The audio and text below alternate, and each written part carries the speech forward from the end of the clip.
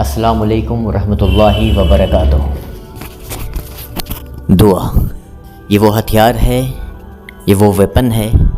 جو آپ کی کرنٹ کی ابھی کی جو پریشانی ہے، مشکلات ہے، اسے دور کر سکتی ہے۔ دعا وہ ویپن، وہ ہتھیار ہے جو آپ کی آنے والی پریشانیوں کو، آنے والے مسئلوں کو، آنے والی پرابلمس کو ٹال سکتی ہے۔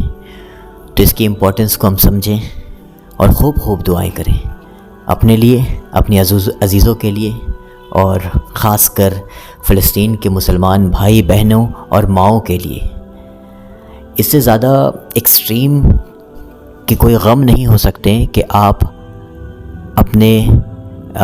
ماں باپ کو، اپنے بھائی بہنوں کو، اپنے ریلیٹیو کو لاس کر رہے ہو، یعنی کہ اپنے خود کے رشتوں کو لوز کرنا، اپنے خود کے ماں باپ کو کھو دینے کا غم، بھائی بہنوں کو کھو دینے کے غم سے بڑا غم کوئی نہیں ہو سکتا۔ تو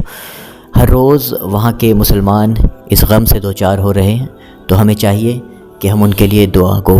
خوب دعا کریں، اور ان حالات سے سیکھ لے کر ہمیں اپنے اندر تبدیلی کرنے کی بہت ضرورت ہے۔ اگر جھوٹ بولتے ہیں تو جھوٹ بولنا چھوڑ دیں، اگر حق تلفی کرتے ہیں، حق مارا ہوا ہے کسی کا تو حق دے دیں،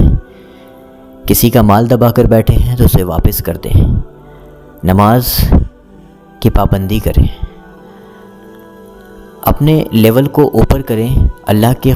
کی قربت کو پائیں، اللہ کے عزیز بندوں میں اپنا شمار کریں، تاکہ آپ کی دعائیں زیادہ سے زیادہ قبولیت کی حامل ہوں، آپ کی دعائیں جو ہیں بہت زیادہ قبولیت کے حقدار ہوں، آپ کی دعائیں قبول ہونے لگیں، کیونکہ آپ ان سب چیزوں کو ایک لیسن کے طور پر لیں گے اور اپنے اندر تبدیلی لائیں گے، تو پھر جب دعائیں کریں گے تو ڈیفینیٹلی آپ کی دعاؤں میں اثر دکھے گا۔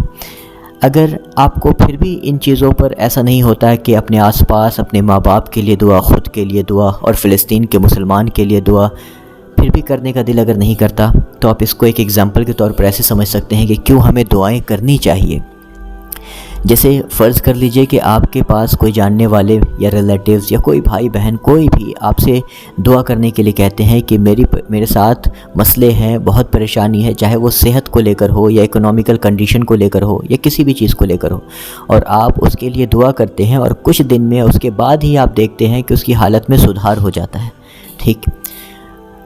تو آپ کو بالکل یہ محسوس ہوگا کہ میری دعا نے اثر کیا، اللہ نے میری دعا کو قبول کر لی۔ تو وہ انسان اللہ کا پہلے شکر ادا تو ضرور کرے گا، شکر گزار ہوگا، آپ کا بھی شکر گزار ہوگا، اس کے بعد آپ کو خود کے اندر بھی اچھا لگے گا، اور دوسری بات کہ ڈیفینیٹلی آپ کو اس کا اجر ملے گا، کیونکہ آپ نے اپنے بھائی کے لیے یا کسی کے لیے جس نے آپ سے ریکویسٹ کی تھی، جس نے آپ سے کہا تھا دعا کے لیے، اس کے حق میں آپ نے دعا کیا، تو اس کے بدلے میں آپ کو اس کا ریوارڈ ڈیفینیٹلی ملے گا، آپ کو اس کا اجر اللہ تعالیٰ کی طرف سے ہی ملے گا۔ تو جس طرح ہمیں دعا کرنے سے، کسی کے حق میں دعا کرنے سے اس کا ریوارڈ ملتا ہے، ڈیفینیٹلی اسی طرح اگر ہم کسی کے حق میں دعا نہیں کریں گے جبکہ وہ دعا